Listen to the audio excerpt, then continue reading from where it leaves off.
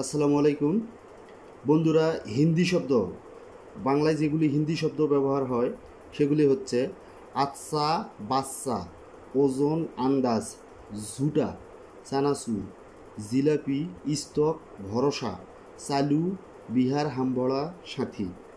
অর্থাৎ আচ্ছা, বাচ্চা, ওজন, আন্দাজ, ঝুটা, চানাচুর, জিলাপি, স্টক, ভরসা, চালু, বিহার, হামবড়া, সাথী। এটা হচ্ছে হিন্দি শব্দ। আর চীনা শব্দ হচ্ছে চা, চিনি, গুলাচি, লুচি, সিন্দুক। চা, চিনি, গুলাচি, লুচি, সিন্দুক। জাপানি শব্দ হচ্ছে রিক্সা, হারিকিরি, সাম্পান।